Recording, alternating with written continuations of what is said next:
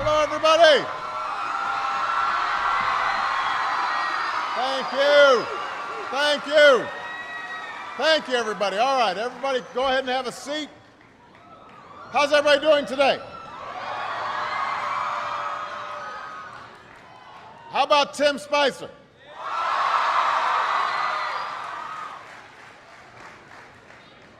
I am here with students at Wakefield High School in Arlington, Virginia, and we've got students tuning in from all across America, from kindergarten through 12th grade. And I am just so glad that all could join us today, and I want to thank Wakefield for being such an outstanding host. Give yourselves a big round of applause.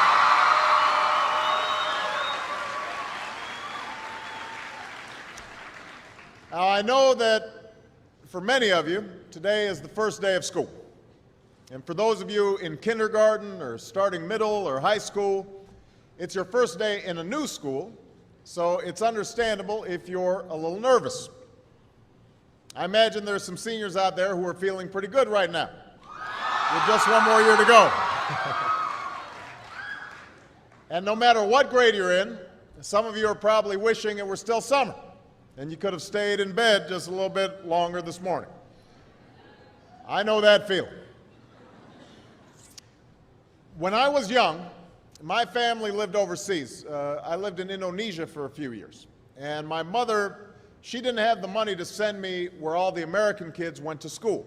But she thought it was important for me to keep up with an American education. So she decided to teach me extra lessons herself, Monday through Friday, but because she had to go to work, the only time she could do it was at 4:30 in the morning. Now, as you might imagine, I wasn't too happy about getting up that early. And a lot of times I'd fall asleep right there at the kitchen table. But whenever I'd complain, my mother would just give me one of those looks and she'd say, "This is no picnic for me either, Buster." So I know that some of you are still adjusting to being back at school, but I'm here today because I have something important to discuss with you. I'm here because I want to talk with you about your education and what's expected of all of you in this new school year. Now, I've given a lot of speeches about education, and I've talked about responsibility a lot. I've talked about teachers' responsibility for inspiring students and pushing you to learn. I've talked about your parents' responsibility for making sure you stay on track and you get your homework done and don't spend every waking hour in front of the TV or with the Xbox. I've talked a lot about your government's responsibility for setting high standards and supporting teachers and principals and turning around schools that aren't working, where students aren't getting the opportunities that they deserve. But at the end of the day, we can have the most dedicated teachers, the most supportive parents, the best schools in the world, and none of it will make a difference. None of it will matter unless all of you fulfill your responsibilities. Unless you show up to those schools, unless you pay attention to those teachers, unless you listen to your parents and grandparents and other adults and put in the hard work it takes to succeed. And that's what I want to focus on today, the responsibility each of you has for your education. I want to start with the responsibility you have to yourself. Every single one of you has something that you're good at. Every single one of you has something to offer. And you have a responsibility to yourself to discover what that is. That's the opportunity an education can provide. Maybe you could be a great writer, maybe even good enough to write a book or articles in a newspaper, but you might not know it until you write that English paper, that English class paper that's assigned to you. Maybe you could be an innovator or an inventor, maybe even good enough to come up with the next iPhone or the new medicine or vaccine, but you might not know it until you do your project for your science class. Maybe you could be a mayor or a senator or a Supreme Court justice, but you might not know that until you join student government or the debate team. And no matter what you want to do with your life, I guarantee that you'll need an education to do it. You want to be a doctor or a teacher or a police officer? You want to be a nurse or an architect, a lawyer or a member of our military? You're going to need a good education for every single one of those careers. You cannot drop out of school and just drop into a good job. You've got to train for it and work for it and learn for it. And this isn't just important for your own life and your own future. What you make of your education will decide nothing less than the future of this country. The future of America depends on you. What you're learning in school today will determine whether we as a nation can meet our greatest challenges in the future. You'll need the knowledge and problem-solving skills you learn in science and math to cure diseases like cancer and AIDS, and to develop new energy technologies and protect our environment. You'll need the insights and critical thinking skills you gain in history and social studies to fight poverty and homelessness, crime and discrimination, and make our nation more fair and more free. You'll need the creativity and ingenuity you develop in all your classes to build new companies that will create new jobs and boost our economy.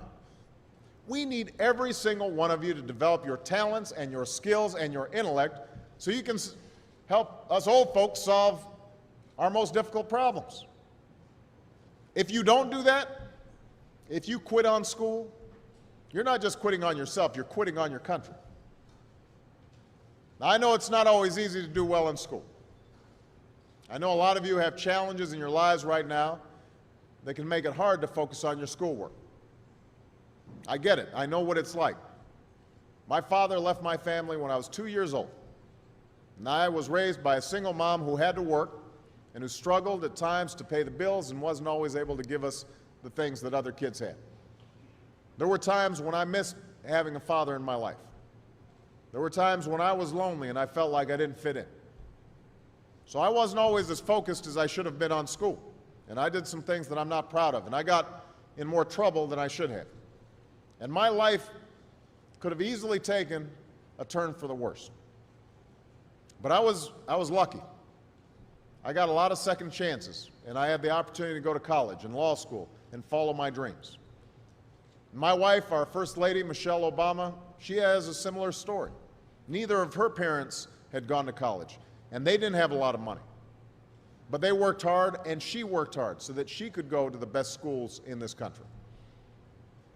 So some of you might not have those advantages. Maybe you don't have adults in your life who give you the support that you need. Maybe someone in your family has lost their job and there's not enough money to go around. Maybe you live in a neighborhood where you don't feel safe or have friends who are pressuring you to do things you know aren't right. But at the end of the day, the circumstances of your life, what you look like, where you come from, how much money you have, what you've got going on at home, none of that is an excuse for neglecting your homework or having a bad attitude in school. That's no excuse for talking back to your teacher or cutting class or dropping out of school. There is no excuse for not trying. Where you are right now doesn't have to determine where you'll end up. No one's written your destiny for you, because here in America, you write your own destiny. You make your own future. That's what young people like you are doing every day all across America. Young people like Jasmine Perez from Roma, Texas. Jasmine didn't speak English when she first started school. Neither of her parents had gone to college. But she worked hard, earned good grades, and got a scholarship to Brown University, as now in graduate school studying public health, on her way to becoming Dr. Jasmine Perez. I'm thinking about Andoni Schultz from Los Altos, California, who's fought brain cancer since he was 3. He's had to endure all sorts of treatments and surgeries, one of which affected his memory, so it took him much longer, hundreds of extra hours, to do his schoolwork. But he never fell behind. He's headed to college this fall. And then there's Chantel Steve from my hometown of Chicago, Illinois. Even when bouncing from foster home to foster home in the toughest neighborhoods in the city, she managed to get a job at a local health care center, start a program to keep young people out of gangs, and she's on track to graduate high school with honors and go on to college. And Jasmine, Andoni, and Chantel aren't any different from any of you. They face challenges in their lives just like you do. In some cases, they've got it a lot worse off than many of you. But they refuse to give up. They chose to take responsibility for their lives, for their education, and set goals for themselves. And I expect all of you to do the same. And that's why today I'm calling on each of you to set your own goals for your education and do everything you can to meet them. Your goal can be something as simple as doing all your homework, paying attention in class, or spending some time each day reading a book. Maybe you'll decide to get involved in an extracurricular activity or volunteer in your community. Maybe you'll decide to stand up for kids who are being teased or bullied because of who they are or how they look. Because you believe, like I do, that all young people deserve a safe environment to study and learn. Maybe you'll decide to take better care of yourself so you can be more ready to learn. And along those lines, by the way, I hope all of you are washing your hands a lot and that you stay home from school when you don't feel well so we can keep people from getting the flu this fall and winter. But whatever you resolve to do, I want you to commit to it. I want you to really work at it. I know that sometimes you get that sense from TV that you can be rich and successful without any hard work, that your ticket to success is through rapping or basketball or being a reality TV star. Chances are you're not going to be any of those things. The truth is, being successful is hard. You won't love every subject that you study. You won't click with every teacher that you have. Not every homework assignment will seem completely relevant to your life right at this minute. And you won't necessarily succeed at everything the first time you try. That's okay. Some of the most successful people in the world are the ones who've had the most failures. J.K. Rowling, who wrote Harry Potter, her first Harry Potter book was rejected 12 times before it was finally published. Michael Jordan was cut from his high school basketball team. He lost hundreds of games and missed thousands of shots during his career. But he once said, "I have failed over and over and over again in my life, and that's why I succeed." These people succeeded because they understood that you can't let your failures define you. You have to let your failures teach you. You have to let them show you what to do differently the next time. So if you get into trouble, that doesn't mean you're a troublemaker. It means you need to try harder to act right. If you get a bad grade, that doesn't mean you're stupid. It just means you need to spend more time studying. No one's born being good at all things. You become good at things through hard work. You're not a varsity athlete the first time you play a new sport. You don't hit every note the first time you sing a song. You've got to practice. The same principle applies to your schoolwork. You might have to do a math problem a few times before you get it right. You might have to read something a few times before you understand it. You definitely have to do a few drafts of a paper before it's good enough to hand in. Don't be afraid to ask questions. Don't be afraid to ask for help when you need it. I do that every day. Asking for help isn't a sign of weakness, it's a sign of strength, because it shows you have the courage to admit when you don't know something, and that then allows you to learn something new. So find an adult that you trust, a parent, a grandparent, or a teacher, a coach, or a counselor, and ask them to help you stay on track to meet your goals. And even when you're struggling, even when you're discouraged, and you feel like other people have given up on you, don't ever give up on yourself. Because when you give up on yourself, you give up on your country. The story of America isn't about people who quit when things got tough. It's about people who kept going, who tried harder, who loved their country too much to do anything less than their best. It's the story of students who sat where you sit 250 years ago and went on to wage a revolution, and they founded this nation. Young people. Students who sat where you sit 75 years ago, who overcame a depression and won a world war, who fought for civil rights and put a man on the moon. Students who sat where you sit 20 years ago, who founded Google and Twitter and Facebook and changed the way we communicate with each other.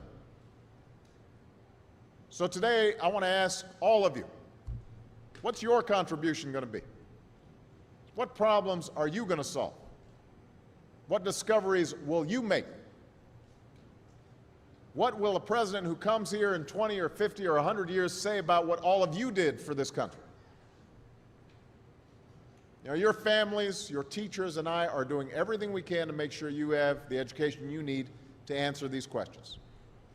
I'm working hard to fix up your classrooms and get you the books and the equipment and the computers you need to learn. But you've got to do your part too. So I expect all of you to get serious this year. I expect you to put your best effort into everything you do. I expect great things from each of you. So don't let us down. Don't let your family down or your country down. Most of all, don't let yourself down. Make us all proud. Thank you very much, everybody. God bless you. God bless America. Thank you.